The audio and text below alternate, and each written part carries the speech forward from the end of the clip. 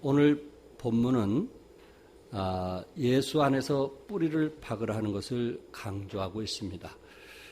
당시 골로새 교회는 에바브로라고 하는 그 한 분의 헌신을 통해서 교회가 세워지기 시작을 했고 또 에바브로 중심으로 복음이 전해지고 있습니다. 저희들은 어느 교회에 가든지 목사님은 늘 이런 얘기를 합니다. 이분이 제가 교회 개척할 때 처음으로 헌신된 사람입니다. 그 얘기를 종종 듣습니다. 그러니까 그 처음으로 헌신된 사람이 어떠한 태도를 가지고 섬기느냐에 따라서 그 교회 분위기와 흐름이 달라지는 것을 보게 됩니다. 골로새 교회도 마찬가지로 에바브라라고 하는 사람이 그 교회의 처음 헌신자였고 물질로 후원하면서 교회를 세우는 데 큰 역할을 감당하게 되었습니다. 교회가 세워지고 말씀 안에서 이제 서가면서 많은 핍박과 어려움도 있었지만 또한 복음을 전한다는 이유로 이 바리새인들이나 사두개인들의 핍박과 어려움도 있었지만은 그 당시 이 헛된 철학을 숭배하는 영지주의자들이 교회 안에 들어오게 되었습니다. 그래서 초대교회 시대에 저들은 바깥으로는 이런 핍박과 어려움, 예수 믿는다는 이유로 인해서 핍박과 이 고통을 당하게 되었고 안으로는 이런 이론적인 영지주의자들이 들어옴을 통해서 어떻게 하든지 그 예수님의 능력을 무력화하고 그리고 예수님의 구원관을 약하게 하는 그래서 자기네들의 이론을 사람들에게 설득시켜서 저들이 하나님보다는 주님께 헌신하고 믿음으로 사는 것보다는 하나의 이런 이론적인 사상을 통해서 사람들의 마음을 빼앗아가고 천사를 숭배하고 정령을 숭배하게 하는 그런 상황들을 보게 되는데 우리는 이들을 그 당시 극단의 금욕 생활을 강조하는 신흥 율법주의자들이라 이렇게 표현을 하고 있습니다. 어쨌든 하나님과 세상의 중재자로 예수님이 오셨는데 예수님이 아니고 우주의 정령이라고 하는 그런 교리를 가르치면서 선한 영으로부터 지혜와 지식을 얻어야 한다고 가르쳤던 것입니다. 예수님은 참 인간임을 말하고 그러면서 어떤 신성은 축소시키는 그러한 교리를 가지고 교회 안에 혼란이 오게 되었고 성도들이 이제 믿음이 세워진 지 얼마 안 된 상태에서 이런 이론 때문에 굉장한 그 흔들림이 있게 되었습니다. 기초가 약한 그리스도인들은 이단들이 와서 속삭이는 소리를 잘 믿고 따르는 경우들을 종종 보게 되는데 마치 어린아이가 유기하는 사람을 따라가듯이 기초가 약하기 때문에 결국 뿌리가 약하기 때문에 하나님의 그 올바른 분별력, 복음에 대한 옳고 그름에 대한 분별력이 부족해서 시험에 드는 성도들이 있게 되었을 때 사도 바울은 감옥에서 이 이야기를 듣고 나서 너무나 마음이 아파서 골로새 그 성도들에게 너희들이 정말 예수 안에서 뿌리를 박을 것을 강조하고 있고 또한 강조하고 있습니다. 어떻습니까? 여러분과 나는 정말 지난 한 해 동안 믿음으로 살려고 애써 왔는지 그렇지 않으면 내가 가진 어떤 이론, 내가 가진 어떤 철학 때문에 믿음보다는 나의 생각이 우선순위로, 나의 이론이 우선순위로, 나의 철학이 우선순위로 살아왔는가? 만약에 여러분과 내가 내 철학, 내 이론 그런 것을 위주로 살아왔다면 그 당시 2000년 전에 그 성경의 골로새서에 말씀하신 이 말씀은 결국 우리에게 주신 말씀이라고 생각이 되어집니다. 여러분과 내가 어떻게 하면은 행복한 삶을 누릴 수 있을까? 어떻게 하면은 정말 만족하면서 기뻐하면서 살 수 있을까? 어떻게 하면 있는 것을 감사하면서 즐거워하면서 살 수 있을까? 결국 건강한 가정, 행복한 가정을 이루기 위해서는 결국 우리는 무엇으로 살아야 된다고요? 믿음으로 살아야 된다. 믿음 없이는 우리는 살 수 없다. 여러분 혹시 남편을 의심하는 아내에게 행복이 있을까요? 자녀를 의심하는 아내에게 행복이 있을까요? 아마 그런 어머니에게는 행복이 없을 거예요. 혹시 우리 가운데 혹시 남편을 의심하면서 사는 아내가 있다면 이미 그 가정은 의심부터 시작됐기 때문에 무너지기 시작하고 진정한 행복을 잃어가면서 살아가게 될 것입니다. 한 가정도 신뢰 없이는, 믿음 없이는 행복할 수가 없어요. 편안할 수가 없어요. 남편이 어디 가서 일을 하면서 또한 아내가 정말 자녀들을 돌보면서 만족하고 행복할 수가 없어요. 무엇이 없으니까? 믿음이 없기 때문에, 신뢰가 부족하기 때문에 그렇습니다.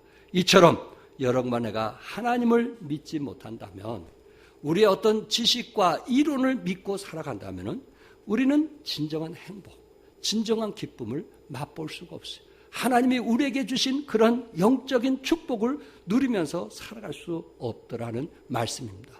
그렇기 때문에 우리는 첫째, 예수님 안에서 사는 자가 될 때 진정한 행복한 사람이 될 수 있더라는 말씀이에요. 2장 6절에 그러므로 너희가 그리스도 예수를 뭐로 받았으니? 주로 받았으니. 어때요? 예수님을 나의 주인으로 모셨어요? 주로 받았으니 그 안에서 행하라, 이렇게 말씀했어요. 여러분과 내가 예수님을 주로 받았다면, 정말 예수님을 나의 개인의 구세주로 영접하고 내가 하나님의 자녀가 되었다는 분명한 확신이 있다면 우리는 어디 안에서 행하는 거예요? 주 안에서 행하는 거예요.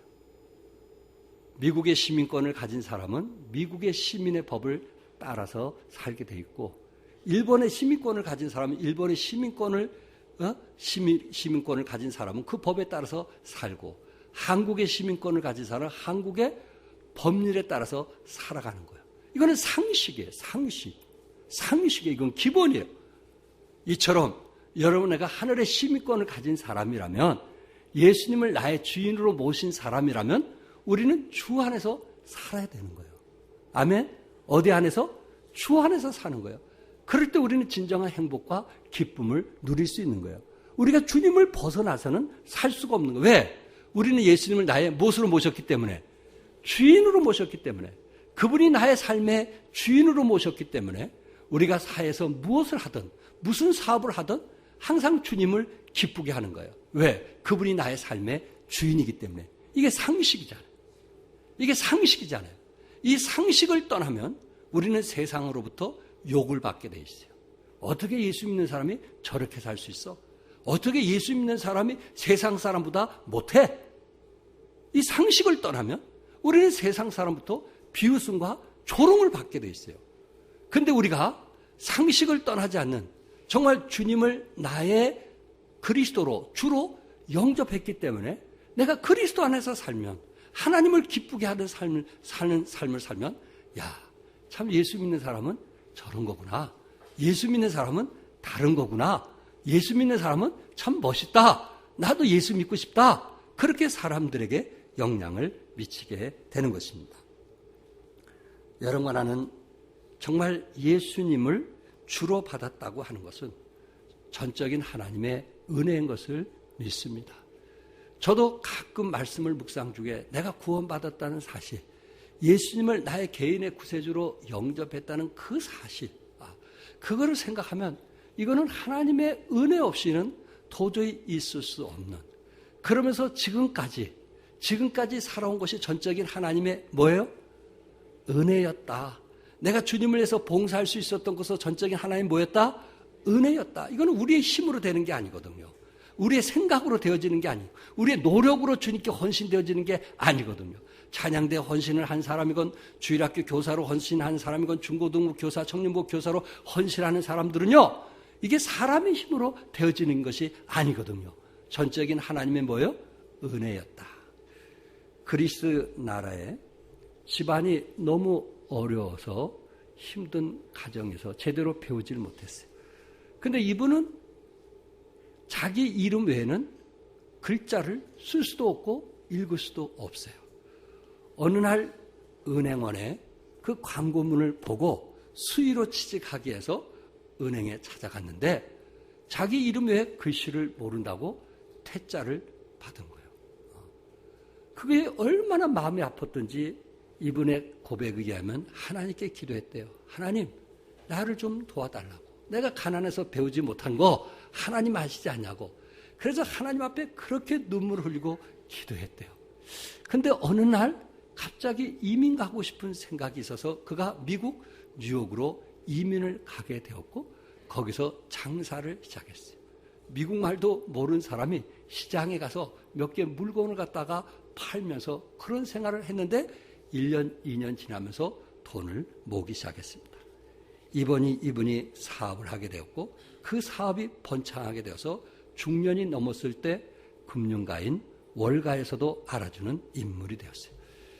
이분이 해갑 때 60세 때 이웃의 재계 인사들을 초청해서 이제 식사를 같이 하게 된데 한 기자가 이렇게 묻습니다. 선생님, 자서전을 내시죠.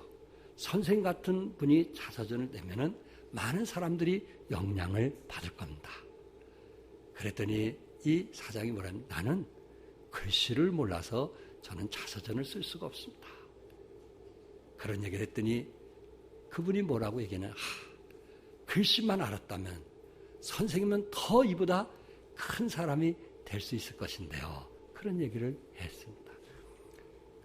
그때 이분이 빙그레 웃으면서 뭐라고 얘기했냐면은 모르시는 말씀입니다.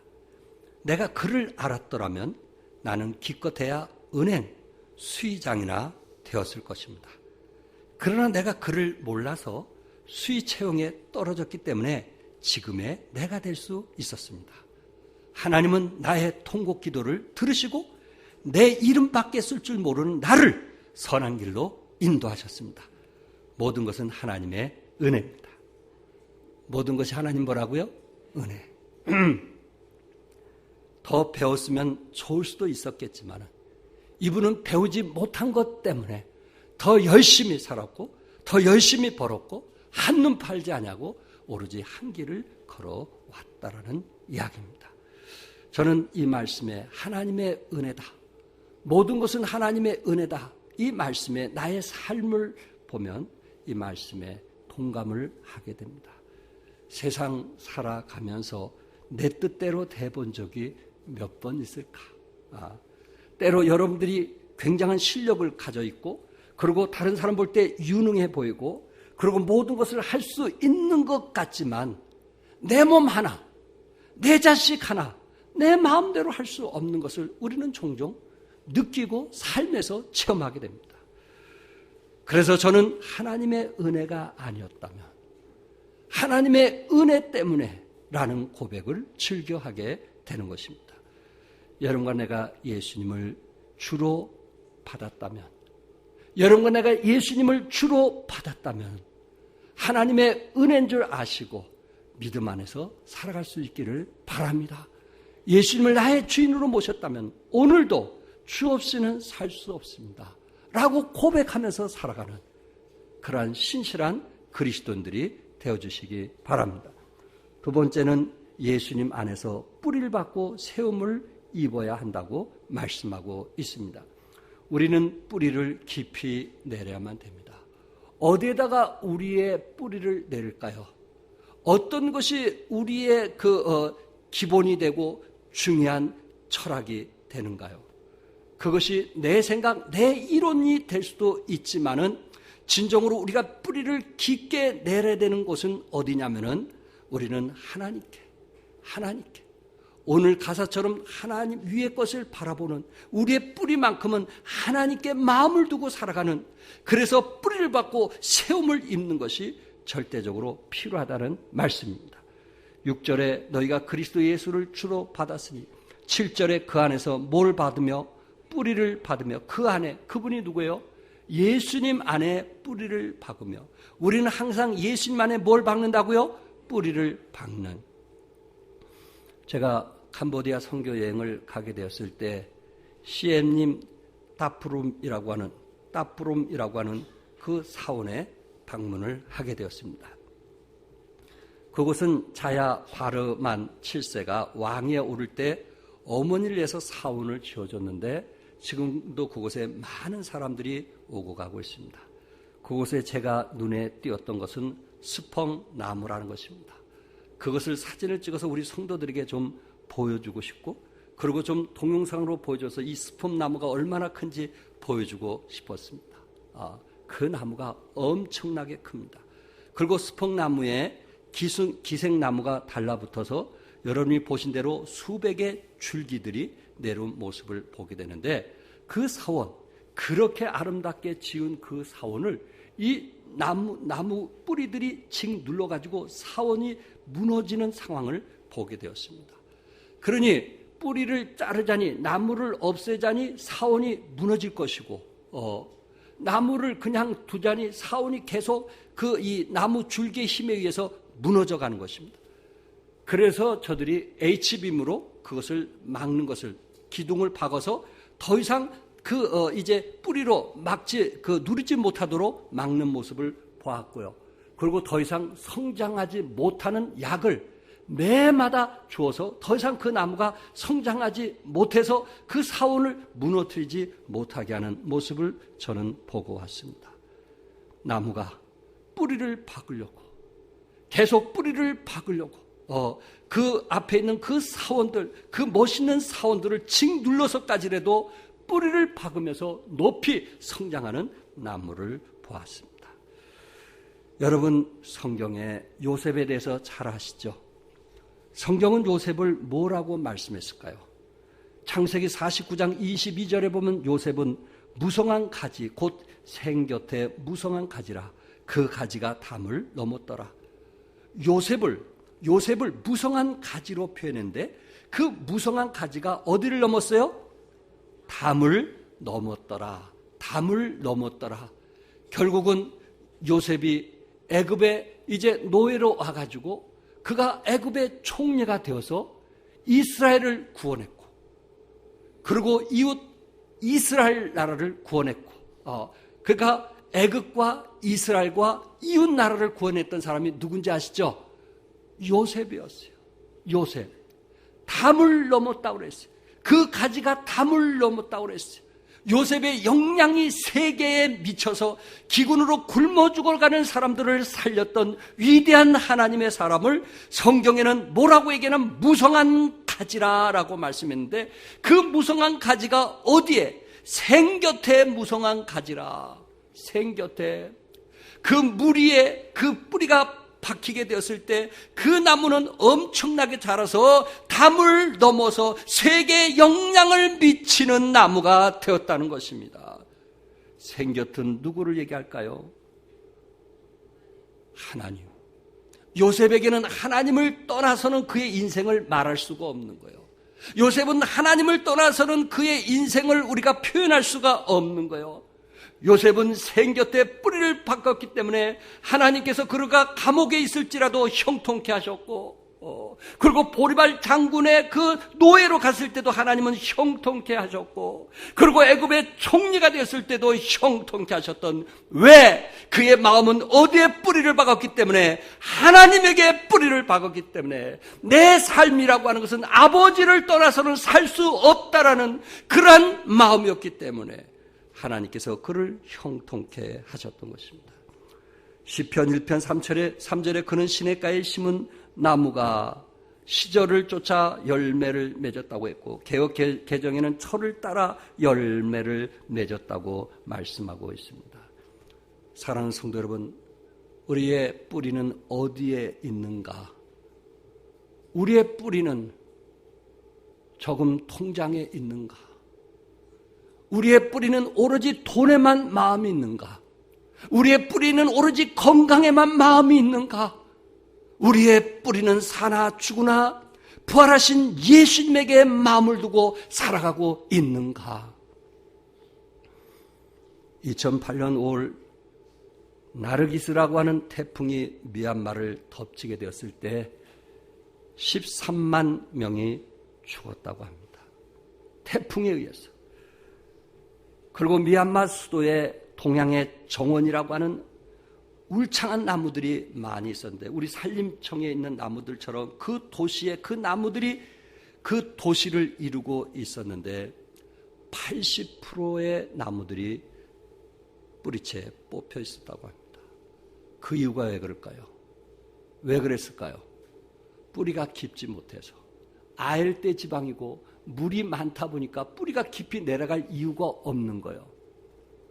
그런데 태풍을 만나니까 모두 다 쓰러져 버리고 말았어요. 여러분, 내가 살았으면 뿌리를 깊이 박을 이유가 없는 거예요.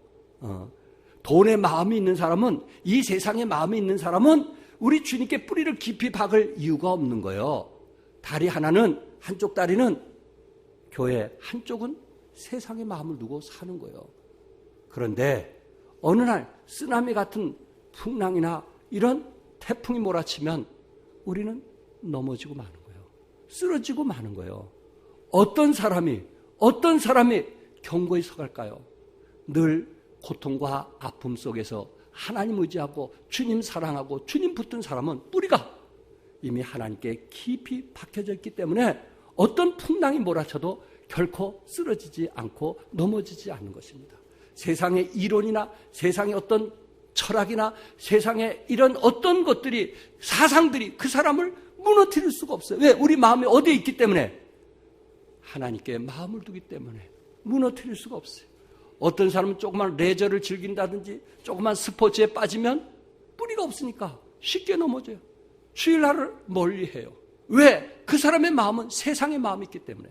그러나 하나님께 마음을 두는 사람은 그것과 싸워요. 그리고 이겨요. 그리고 승리해요. 그리고 하나님을 기쁘게 하는 거예요. 이게 믿음의 뿌리예요. 믿음의 뿌리가 있는 사람과 없는 사람의 차이점이에요.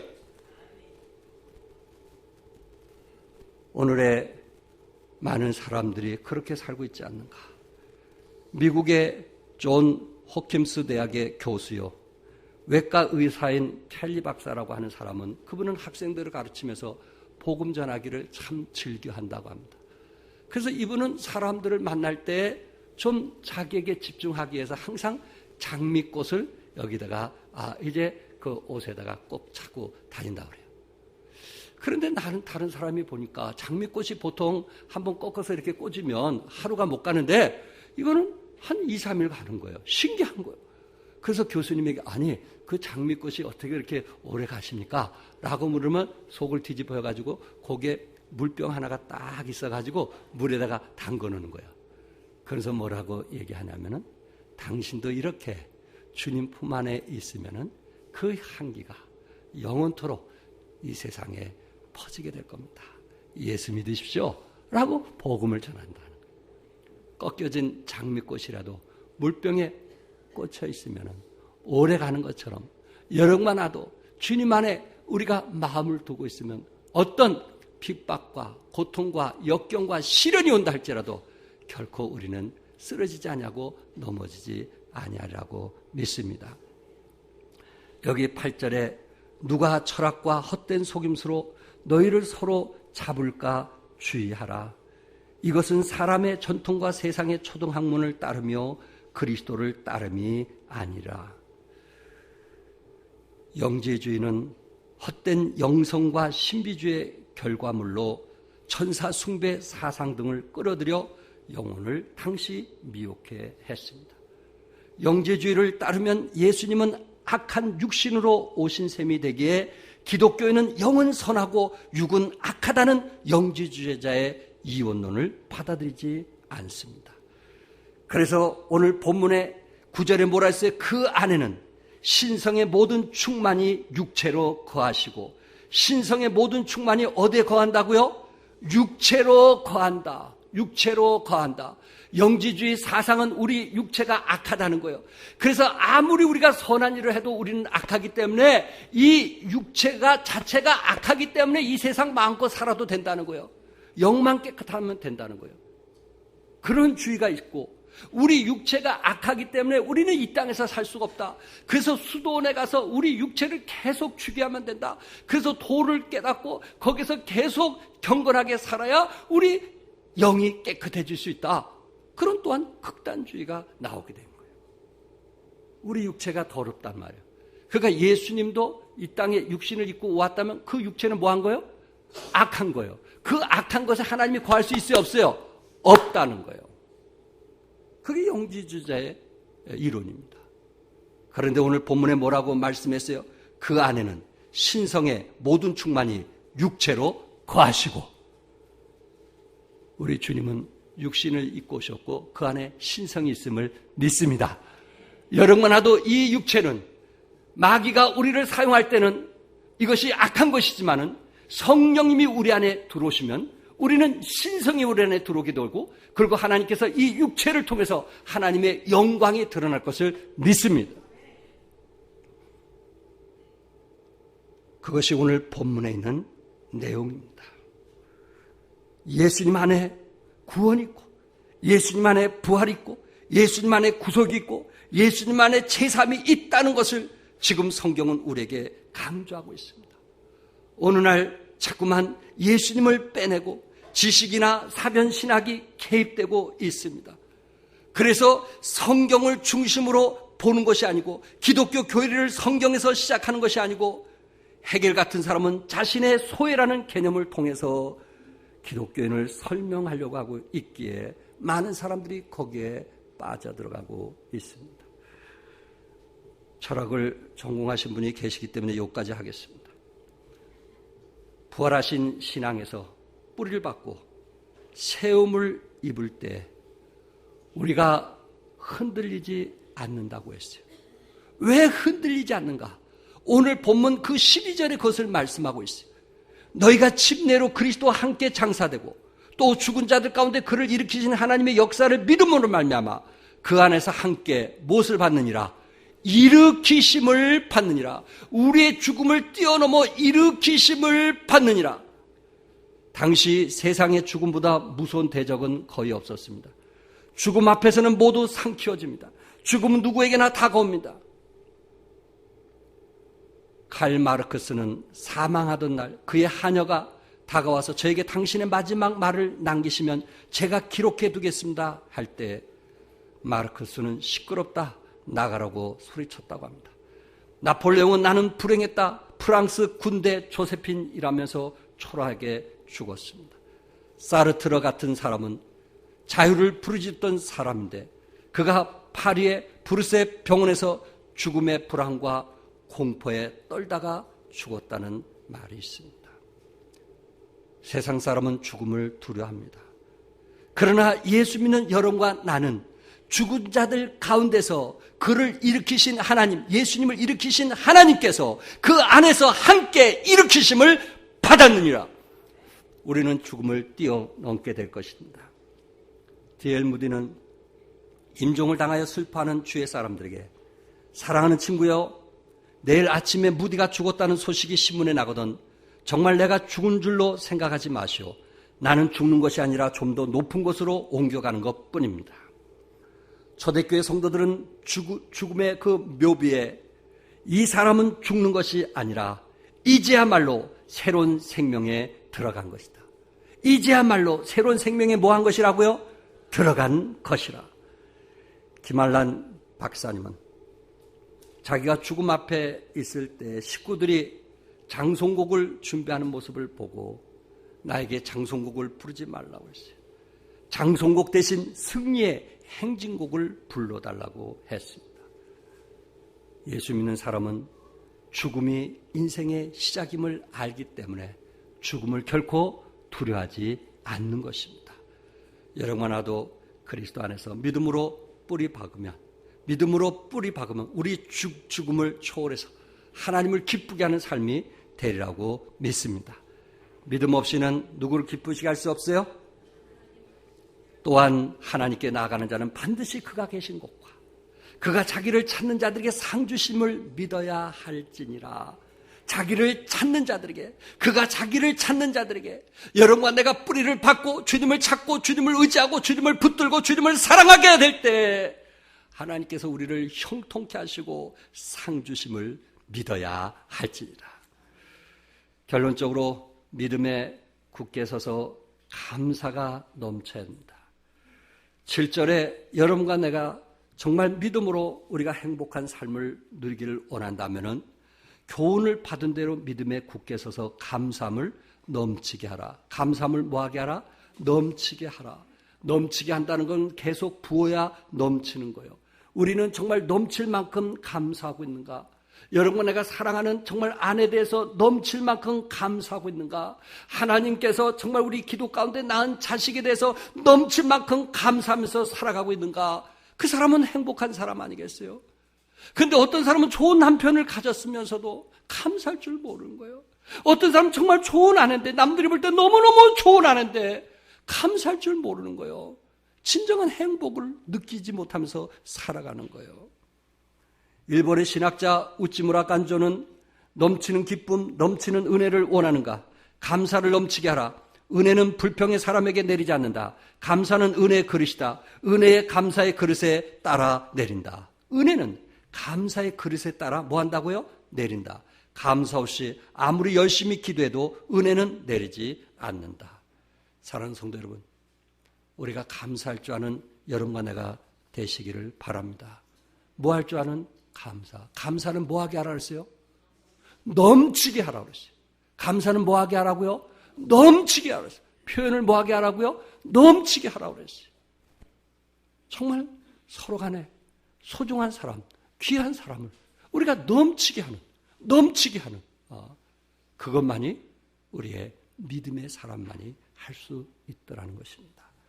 하바국 선지자는 비록 무화과 나무가 무성하지 못하며 포도나무에 열매가 없으며 감람나무에 소출이 없으며 밭에 먹을 것이 없으며 우리의 양이 없으며 외양간에 소가 없을지라도 나는 여호와로 말미암아 즐거하며 나의 구원의 하나님으로 말미암아 기뻐하리라. 하나님으로 기뻐하고 하나님으로 뭐하리라? 즐거하리라. 아멘. 비록 내 생활에 어려움이 있다 할지라도 하나님께서 주실 것을 믿고 감사하고 기뻐하는, 여러분, 감사가 회복이 되면 기쁨도 회복이 되는 겁니다. 감사가 회복이 되면 축복도 회복이 되는 거예요. 감사가 회복이 되면 재물도 회복이 되는 거예요. 감사가 회복이 되면 건강이 회복되는 거예요. 감사가 회복이 되면 의욕도 회복이 되는 거예요. 감사가 회복이 되면은 우리는 믿음 안에서 승리하는 삶을 살 수 있는 거예요. 그래서 골로새서 3장에 주 예수의 이름으로 하고 그를 힘입어 하나님 아버지께 감사하라. 아멘. 감사하는 내 안에 주신 거 감사합니다. 세상에 그 많은 남자들 다 버리고 나를 선택해 주신 거 감사합니다. 정말 감사합니다. 하나님께서 나의 자녀 주신 거 감사합니다. 또한 자녀 주실 거 감사합니다. 어떻게 얻은 자식인데 감사합니다. 하나님 따뜻한 방 주신 거 감사합니다. 하나님 올 한 해 건강 주신 거 뭐합니까? 그 기적 아니겠어요? 그 기적 아니겠어요? 뭐가 기적이에요? 그거 기적 아니겠어요? 제가 언젠가 말씀드렸죠. 제 아내가 계단에서 내려오다가 그냥 뭐 들고 나오다가 그냥 손을 잡을 수 없고 그 물건 때문에 그냥 거기서 쓰러진 거 아니에요. 그냥 엎어진 거예요. 계단에서 그냥. 그 순간 생각할 때 하나님 살려주신 거 감사합니다. 이게 기적 아니겠어요? 털털 터고 일어났어요. 병원 안 갔어요? 이게 기적 아니에요? 어떤 사람 조금만 넘어져 내진탕으로 돌아가시는데, 이야, 그 험한 걸 보시면서 살아나신 하나님. 우리 주님께서 제 아내를 부활했다니까요. 기적인 거 믿으세요. 건강 주신 거 감사하세요. 공부할 수 있는 거 감사하세요. 가르칠 수 있는 거 감사하세요. 일할 수 있는 거 감사하세요. 하나님 나에게 직장 주신 거 감사하세요. 미국의 한 얘기만 하고 마치려고 합니다. 가이드 포스트에 소개된 패트 번즈 목사님의 얘기입니다. 패트 번즈. 뭐 같은 마음이겠죠, 목사니까. 이분이 늘 교회 숫자가 줄어드는 거예요. 참 그것 때문에 실망하고 좌절했어요. 어느 날 부활절날 좀 많이 올 거라고 생각했는데 더 숫자가 더 적게 온 거야. 30몇 분이 안 온 거예요. 너무 마음에 아픔이 된 거예요. 실망한 거예요. 그래서 예배 다 오후까지 마치고 그가 계단 밖에서 그 교회 밖에 쪽에 계단에 앉아서 자기가 한심한 거예요. 한심한 거예요. 나는 왜 이렇게 목회를 못하는가? 한심한 거예요. 근데 나이 한 80 넘은 할머니가 꽃을 팔면서 그곳에 지나가시는 거예요. 그렇게 행복하게 멋있는 그렇게 출구하는 모습이에요. 그래서 목사님이 너무 행복하게 보여서 할머니 뭐가 그렇게 좋으세요? 자기 심정은 지금 다 들어가는데 뭐가 그렇게 행복하세요? 그렇게 물은 거예요. 그때 할머니가 내가 뭐 행복할 게 있겠어요? 지금 경기도 안 좋고 미국에 꽃도 안 팔리고 뭐가 행복하겠어요? 그런데 제가 즐거워할 수 있는 이유는 한 가지입니다. 예수님이 십자가에 달리시고 그리고 주님께서 사흘 만에 부활하셨잖아요. 사흘 만에 부활하셨잖아요. 지금 제 어려움은 지금 사흘 동안 지금 무덤에 있는 모습입니다. 그런데 다시 부활할 예수님을 생각하니까 제가 기쁘고 즐거운 겁니다. 지금은 힘들지만 조금 있으면 잘 팔 겁니다. 사흘만 지나면 모든 일이 형통하고 잘 될 겁니다. 그래서 목사님 저 이렇게 행복하고 즐겁습니다. 사흘만 기다리면 부활할 건데, 사흘만 기다리면 잘 될 건데, 사흘만 지나면 형통할 건데, 그것을 믿지 못하고 내가 이렇게 실망하고 좌절하고 낙심했구나. 아이, 목사님이 하나님 감사합니다. 이런 좋은 사람을 통해서 하나님께서 말씀해 주신 거 감사하면서 하늘을 바라보면서 찬송하고 그 다음 주부터 그냥 기쁨으로 살겠다는 실화의 이야기입니다. 여러분 삶 중에 혹시 그런 어려움이 있어요? 나만 힘들다고 생각하는 사람 있어요? 사흘만 지나세요. 응? 사흘만 지나세요. 3일만. 부활하신 예수님을 만나게 될 것이고 하나님께서 우리와 함께 동행하시라고 믿습니다. 하나님의 축복이 여러분 가정에 함께 하시길 주님의 이름으로 축복합니다. 기도하겠습니다. 믿음이 없이는 하나님을 기쁘게 할 수 없습니다.